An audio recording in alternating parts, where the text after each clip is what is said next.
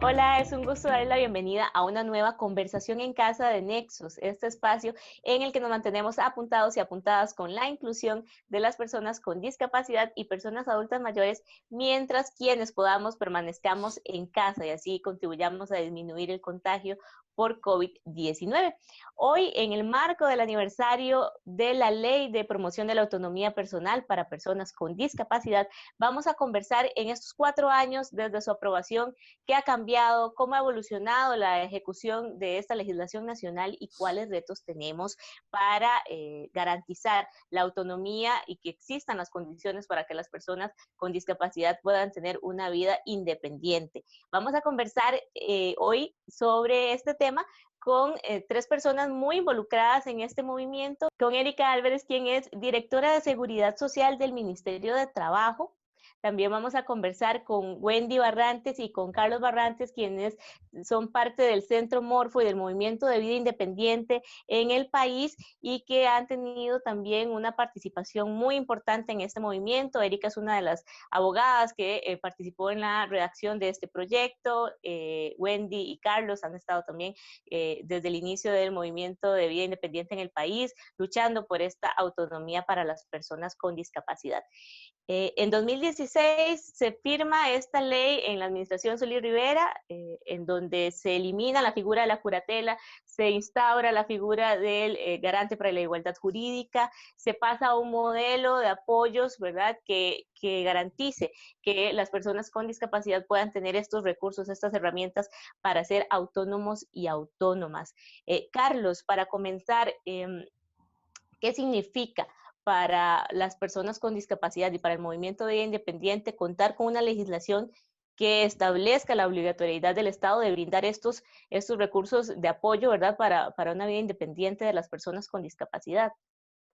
Bueno, para nosotros como población con discapacidad, el contar con esta ley es más que nada contar con una herramienta para solidificar o, como decís vos, tener esa obligatoriedad por parte del Estado de cubrir, en este caso, los costos de los servicios necesarios para la población con discapacidad.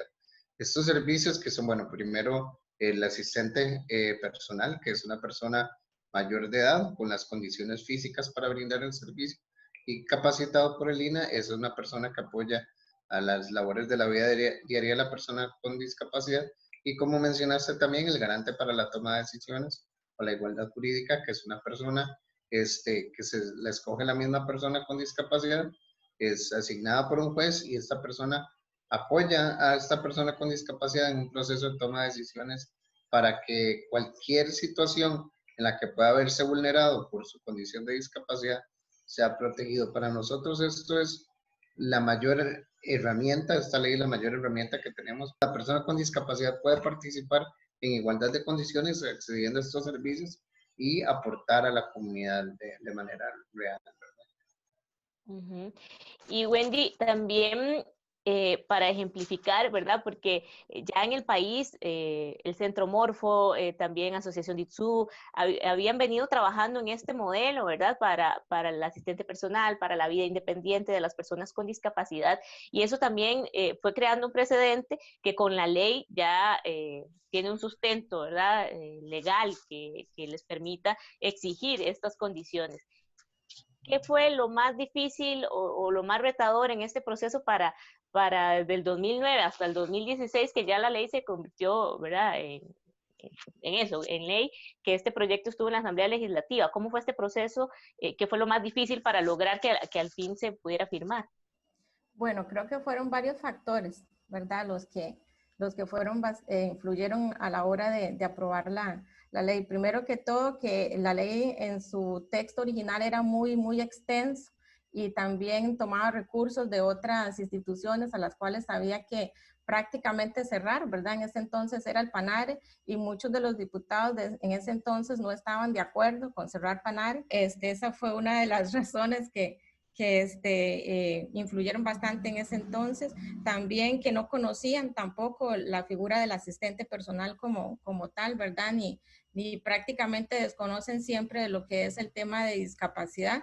Entonces, ya que nosotros llegáramos a hablarles del movimiento independiente, que una persona con discapacidad puede vivir, ¿verdad? De esta forma, con el apoyo del asistente personal, para ellos era algo totalmente nuevo. También el presupuesto. Muchas personas siempre vivían diciendo, es que ¿de dónde se va a sacar el dinero? Esto no va a alcanzar, esto no es Japón, porque muchos no lo repetían, ¿verdad? Que es que nosotros veníamos con el sueño de japonés y que no estábamos en Europa. Erika, una vez que ya se aprobó esta ley que fue, ¿verdad?, ampliamente celebrado por todo el movimiento por la inclusión y por los derechos de las personas con discapacidad y que además convertía a Costa Rica en un referente en este tema al ser el primer país de Iberoamérica en donde se eliminaba la figura de la curatela y se pasaba a este modelo de apoyos, a la figura del garante para la igualdad jurídica, pero era solo el comienzo, ¿verdad?, de este proceso. Cuando se aprueba una ley hay que establecer una serie de procedimientos, de reglamentos que involucran a muchas instituciones para que esta ley de autonomía se pudiera ejecutar realmente. En estos 4 años que han pasado desde la aprobación de la ley, ¿cómo ha sido ese proceso, verdad? ¿Y cuáles han sido como las mayores dificultades de decirle a instituciones, tienen que empezar a hacer procesos de los que no tenían idea, verdad? Para que este modelo de apoyo se pudiera ejecutar realmente. Bueno, muchas gracias. Sí, yo creo que en definitiva la ley ayudó muchísimo a romper un paradigma de abordaje de la, digamos, de la vida independiente. Las personas no entendían la vida independiente ni la autonomía tal cual debe ser entendida y ese ha sido el principal reto y creo que en eso es lo que hemos venido trabajando desde todas las instancias, ¿verdad? Porque acá no ha habido un solo actor clave en esto que no haya estado trabajando en eso. Sin embargo, sí han habido dificultades para la implementación o cosas que no sabíamos que iban a pasar una vez que la ley entrara, ¿verdad? Entonces, por ejemplo, en temas positivos, podríamos decir que el profundizar en el tema de autonomía independiente concluyó con el cierre del PANARE en el año 2018, ¿verdad? Y el PANARE ya no existe, las personas que estaban ahí como en un hospital por siempre, ahora están en casas viviendo de forma independiente con herramientas, a veces de muchos apoyos, a veces de menos, pero sí en una casa con dignidad como tenemos derecho a estar todas las personas. Eso es una cosa muy importante. El PANARE tiene cierre técnico y ya no está operando en el modelo que históricamente operó, que era muy complejo desde la lógica de los derechos humanos. También sirvió para poder cerrar el área de residencial permanente del Hospital Nacional Psiquiátrico. Creo que en algún momento se ha conversado, ¿verdad? Ya la gente no se queda viviendo para siempre ahí. Otra cosa positiva es que, bueno, se logró con la discusión de la ley y la aprobación acelerar el tema de poder consolidar una herramienta para generar una canasta básica derivada de la discapacidad. Y se tiene la canasta básica. Ahora, ¿cuál es el reto? Que apliquen esto toda la gente que tiene que hacerlo. Otro tema importante que ha venido sucediendo es con la persona garante, porque la gente quiere que la persona garante sea como un curador con otro nombre. Entonces, cuando se dan cuenta que no funciona así y de que la persona garante solo es un apoyo para la persona con discapacidad, pero que siempre se tiene que respetar la participación, pues hay gente que no se siente cómoda. Claro, y de esos retos precisamente vamos a seguir conversando con Wendy Barrantes, Carlos Barrantes y Erika Álvarez en el siguiente bloque de la entrevista, así que quédese con nosotros y de una vez le adelanto que además de esta conversación que usted puede ver por tele, también vamos a tener una conversación adicional en las redes sociales para que nos busque Instagram, Facebook y YouTube como Nexos Canal 15. Ya volvemos. Deportista.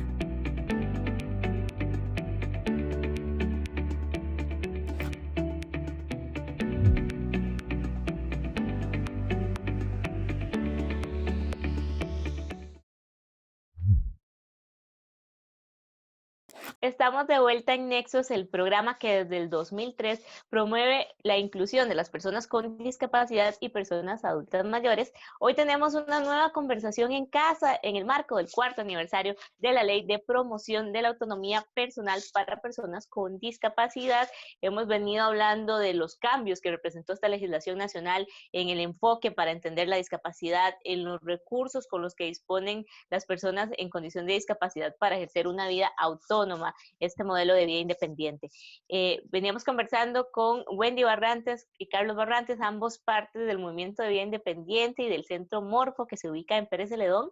También estamos conversando con Erika Álvarez, una de las abogadas, parte de que redactó este proyecto de ley, de la Ley de Promoción de la Autonomía Personal, que ahora es la Ley 9379, y también directora de Seguridad Social del Ministerio de Trabajo. Wendy, surgen muchos retos en la ejecución de esta legislación, como lo decía Erika en el bloque anterior, y uno de esos es capacitar, decía ella, ¿verdad? Y ustedes que ya venían trabajando con este modelo de qué es la figura del asistente personal, cómo trabajarla, y con esta alianza que ustedes tienen con JICA, ¿verdad? Y el modelo de Japón en el que se inspira este movimiento en Costa Rica, ¿qué ha sido lo más difícil para ejecutar este modelo de la asistencia personal? Bueno, precisamente ha sido la capacitación, ¿verdad? Formar a los asistentes personales. En su momento teníamos un montón de asistentes formados por Morfo, pero que no estaban de acuerdo a la ley, ¿verdad? Porque la ley establece que tiene que ser formados a través del Instituto Nacional de Aprendizaje, del INA. Entonces estábamos primero con ese inconveniente. Tuvimos que esperar como todo el proceso que se dio, ¿verdad? Casi que de 2 años, para que el mismo INA tuviera el contenido curricular para la formación de los asistentes. El primero, no sé si se vale decir acá, ¿verdad? Pero el primero fue un fiasco, con todo el respeto fue un fiasco, ¿verdad? Porque no contemplaba para nada lo que era el modelo social de la discapacidad. Eran formadores de terapia física, de terapia ocupacional, etcétera, y ahí brillaba por su ausencia las personas con discapacidad. Entonces, tuvimos que retomar el proceso nuevamente, ¿verdad? Todas las organizaciones que participamos, fue algo muy bonito, eso sí, ver que todos nos pusimos de acuerdo para decir esto no pasa y no pasa, ¿verdad? Porque eso fue así. Y se tuvo que comenzar de nuevo todo, ¿verdad? Hasta que ya el contenido salió lo más aproximado a lo que nosotros esperábamos para que el espíritu de la ley realmente se pueda cumplir. Sin embargo, hoy también hay bastantes retos a la hora de dar lo que es la formación, ¿verdad? Porque no hay suficiente personal, entonces hay una gran lista de espera en otras regiones para que el curso llegue hasta sus regiones, hasta su comunidad. También, bueno, nosotros como Morfo hicimos todas las gestiones para ser centro colaborador. Somos el primer centro colaborador en poder formar asistentes. Bien, Carlos, como dice Wendy, ¿verdad? Las instituciones no estaban formadas, no estaban capacitadas para ejecutar este programa de asistencia personal, pero muchas personas con discapacidad tampoco, que son usuarias, ¿verdad? O potenciales usuarias de estos servicios. ¿Cómo ha sido también ese proceso? Porque ustedes, bueno, en Asociación NISU, en Centro Morfo, ya lo venían trabajando por su cuenta, ¿verdad? Como una iniciativa del mismo movimiento de personas con discapacidad y este trabajo también con JICA, por ejemplo, pero hay muchas personas con discapacidad que podrían hacer uso, ¿verdad?, de la figura del asistente personal, pero no saben en qué consiste, ni tampoco como usuarios cuál es el papel que tienen que cumplir. Exactamente, de hecho, nosotros como centro de vida independiente, nosotros, cuando una persona va a empezar este proceso de independizarse, digamos, cualquier persona, hasta una persona sin discapacidad, cuando por primera vez sale de su casa y se va a vivir solo, probablemente se le va a quemar el arroz con pollo, no va a saber cómo lavar ropa, ¿verdad? ¿Por qué? Porque tal vez si usted viene de un hogar donde le han provisto de todo lo que usted necesita, no va a saber cómo hacerlo. Entonces la persona tiene que llevar un proceso de aprendizaje y de generar estas destrezas, ¿verdad? Que son destrezas básicas para la vida diaria. También el proceso de relacionarse con los asistentes personales, cómo dar las indicaciones, cómo lidiar con conflictos, con diferencias de opinión, todo esto se da desde un centro de vida independiente y es lo que nosotros llamamos un programa de vida independiente. Y también para explicarles bien qué es un asistente personal y qué no es, porque un asistente personal no es una empleada doméstica, es alguien que es tus manos y tus pies. Ahora, como también hay interpretación, entonces a veces eso pueden ser tu boca y tus oídos, pero no son tu cabeza. Las decisiones siempre las toma la persona con discapacidad. También desde el punto de vista del avance de esta ley, porque cuando se aprueba una ley no es que ya al día siguiente ya todo lo que dice la ley se está ejecutando realmente, ¿verdad? Que eso es muy importante también con respecto a la expectativa que tal vez podamos tener cuando se aprueba una legislación, ¿verdad? Es solo el comienzo de un proceso muy largo. En estos 4 años, ya, bueno, Wendy y Carlos nos hablaban, ¿verdad?, de cómo ha sido el proceso, ¿verdad?, para crear la malla curricular para los asistentes personales, por ejemplo, que es una de las necesidades más importantes para que esta ley se pueda ejecutar. ¿En qué proceso podríamos decir que vamos? ¿Vamos como por el 30%, por el 50%? ¿Cómo podríamos decir con respecto a esa aspiración, ¿verdad?, de vida autónoma para todas las personas, que es lo que busca la ley, ¿verdad?, en un escenario ideal. Uy, yo creo que no sé si podríamos, o sea, no sé si tendría la posibilidad de determinar un porcentaje. Yo sí creo que nos falta muchísimo. O sea, si somos alrededor de 800,000 personas con discapacidad, un poco más en el país, ¿verdad? Contando personas adultas y niños y personas menores de edad. Lo cierto es que todavía nos falta mucho, mucho en muchos temas, y gran parte de lo que nos falta para poder sacar el máximo beneficio de la legislación es que las personas con discapacidad entiendan y asuman que tienen esos derechos y que además se asuman como personas independientes y autónomas, que a veces es difícil y a veces da miedo, ¿verdad? Lo cierto del caso es que a mucha gente le da demasiado temor decir, voy a asumir las riendas de mi vida, o sea, voy a ver cómo me las agencio para comer, estudiar, trabajar, cuando lo que yo recibí toda la vida fue que alguien lo iba a hacer por mí, ¿verdad? Aunque eso me restara en derechos, aunque eso me limitara en todas las posibilidades de un verdadero desarrollo. Entonces, el reto es tan grande que tenemos que empezar por seguir empoderando a las personas o por seguir facilitando herramientas para que se empoderen las personas acerca de su realidad y de sus verdaderos derechos y de su pleno desarrollo como seres humanos. Y para mí, bueno, por supuesto el tema de tener disponibilidad suficiente de recursos para toda la gente que los pueda requerir y poder tener la aplicación correcta de la valoración de pobreza en las instituciones relacionadas con el tema de asistencia personal es un tema importante.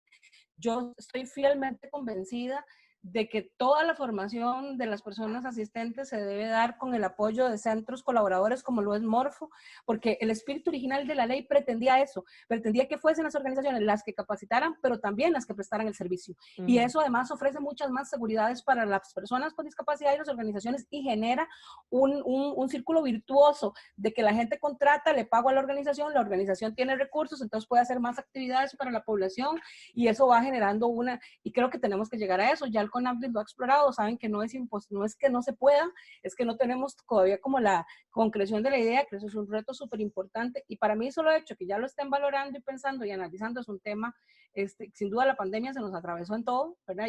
Y esto es parte de lo que se nos atravesó, pero creo que es importante. Tenemos un tercer bloque de la entrevista, usted no se lo vaya a perder. Cuando volvamos de la pausa tendremos estas conclusiones, ¿verdad?, de también cómo cambia el escenario con la situación de la pandemia, que sin duda pues ha puesto de cabeza al mundo, y cómo eso también puede repercutir o significa un reto para que este modelo de vida independiente para personas con discapacidad se siga ejecutando. Así que quédese aquí con esta transmisión que ya volvemos. Médico.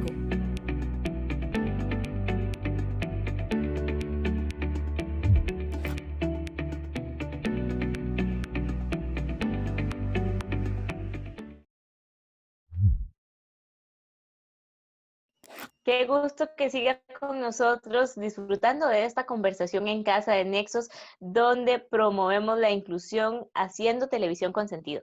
Hoy estoy conversando sobre el 4º aniversario de la Ley de Promoción de la Autonomía Personal para Personas con Discapacidad, que es la Ley 9379, y hemos venido hablando de qué pasó a partir de la firma de esta ley y de su aprobación, cómo hemos ido evolucionando en este tema para que las personas con discapacidad puedan tener las herramientas para una vida autónoma e independiente.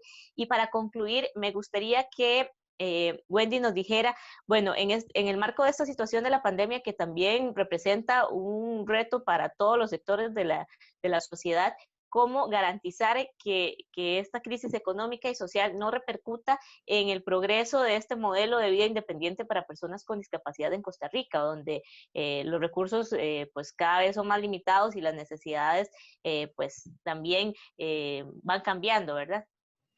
Bueno, yo creo que es un reto que hemos tenido siempre, que es el reto de concientizar, de educar, ¿verdad?, a toda la población en general y en este caso también a instituciones públicas y privadas de lo importante que es que ellos conozcan del tema de discapacidad, del modelo social de la discapacidad y que todos los recursos también que ellos generan y directa o indirectamente también están muy estrechos con el bienestar de la población con discapacidad, ¿verdad? De manera jocosa, yo siempre le digo a los chiquillos ahora que bueno, están todas estas restricciones, los bares cerrados y todo eso, le digo, ¿qué problema? Ahora la gente no está consumiendo alcohol porque de la ley de los vicios, que le llaman, ¿verdad? Se da un porcentaje a la población con discapacidad. Entonces, vea toda la relación tan estrecha que hay de todo este tipo de cosas. Y yo creo que debería ser eso, concientizar, ¿verdad? Que es un reto que se ha tenido siempre, lograr que los empresarios se concienticen sobre el tema de discapacidad y planificar, en este caso, el Estado planifique muy bien todo lo que es materia de presupuesto y sin dejar más vulnerable a la población que ya de por sí está vulnerabilizada, ¿verdad? Como en este caso es la población con discapacidad o en situación de discapacidad. Y bueno, aquí nosotros siempre siempre va a haber un movimiento que va a estar alerta, en este caso ya sea de la ley de autonomía que se ejecute correctamente y cualquier otra ley que ampare a la población en situación de discapacidad. Que también, Erika, representa esta necesidad de que las instituciones, todas, ¿verdad?, sepan cuál es su papel y no limiten estas funciones a CONAPDIS, que es otro de los retos que también tenemos y que como sociedad entendamos que para que esto sea realidad tenemos que participar todas y todos. En efecto, yo creo que ya hemos dicho muchas veces que no puede entenderse que el CONAPDIS es el microestado de la discapacidad. El CONAPDIS es el ente generador de políticas públicas sobre discapacidad, pero los responsables de aplicarlos son todas las instituciones y creo que ese tema es muy importante y en tiempos de pandemia en la que los recursos escasean y demás, hay que tomar en cuenta que la población con discapacidad no solamente depende mucho de los aportes del Estado, sino que además las necesidades se incrementan, ¿verdad? Y se acrecientan y que nosotros dependemos para la atención de la mayoría de programas sociales que ofrecen alternativas para personas con discapacidad del Fondo de Asignaciones Familiares, el cual se financia también de los aportes de los empresarios y de los trabajadores, y creo que ese tema es clave. Yo creo que hay que entenderlo en toda la dimensión, ¿verdad? Cuando hablamos de que el país necesita poder tener una reactivación de cara a la pandemia, pasa también por entender que tenemos necesidades que atender de muchas personas, ¿verdad? Tenemos en el programa de vida independiente, bueno, de autonomía, a muchas personas, pero además tenemos 4,000 personas en un programa de pobreza y abandono que dependen exclusivamente de poder entender que el tema presupuestario en este momento entra en crisis porque dependemos de los aportes de los patronos y los patronos están con sus empresas muchas veces cerrados. Entonces, para poder resolver, no se puede quedar solamente con lo que la ley inicialmente destinó, ni solamente con lo que el CONAPDIS resuelva. Necesitamos una articulación estrecha, interinstitucional y también con el sector empresarial para entender que las necesidades de las personas con discapacidad están vinculadas directamente a los aportes que tengan que hacer. Un 55% casi de la población con discapacidad está en pobreza extrema y dependen exclusivamente de los apoyos estatales para poder salir adelante. Y Carlos, también que muchas personas no entienden que esta autonomía es para todas las personas con discapacidad, ¿verdad? De la diversidad que hay en la población en general, pero en la población con discapacidad también es una población diversa que tiene necesidades muy diferentes y que ¿verdad? Este programa de vida independiente es para todas ellas. Cuando hablamos del derecho a la autonomía personal, o sea, los derechos son transversales, o sea, no importa si uno es migrante, si es mujer, no importa la condición de discapacidad, el derecho de la autonomía, a la autonomía personal es para todos y todas, ¿verdad? Y nosotros así hemos tenido, mucha gente cree que la asistencia personal es solo para personas con discapacidad física. Nosotros tenemos usuarios con discapacidad sensorial, en este caso personas no videntes. Hemos hecho apoyo para la toma de decisiones de personas con discapacidad cognitiva y hasta hemos brindado interpretación en lenguaje de señas para personas sordas. Entonces, en realidad la asistencia y todos los servicios que provee la ley de autonomía personal es nada más para aclarar, la interpretación de señas no viene dentro de la ley explícitamente, pero se toma como un servicio de asistencia personal, ¿verdad? Son para todos y todas, y en realidad esta es una ley que viene a desarrollar y a beneficiar a toda la población con discapacidad, y por eso lo importante que mencionaban mis compañeras, de que es necesario establecerlo por ley y hacer la planeación presupuestaria adecuada para salvaguardar y tratar de que este servicio sea lo más oportuno y permanente, la verdad. No nos vamos no se nos va a quitar la discapacidad en tiempos de pandemia porque no hay un presupuesto, ¿verdad? Así es, y les invito de una vez a que nos busquen en las redes sociales, Facebook, YouTube e Instagram como Nexos Canal 15, porque esta conversación se acaba en tele, pero sigue en las redes sociales del programa para que usted siga conociendo más sobre la ley de autonomía y pues que esperamos que esto que nos aportan nuestros invitados de hoy sirva de este proceso que es indispensable para una sociedad realmente inclusiva. Les esperamos la próxima semana aquí en tele, pero recuerde que durante todos los días estamos compartiendo información en nuestras redes sociales sobre la inclusión de las personas con discapacidad y personas adultas mayores. Así que hasta la próxima.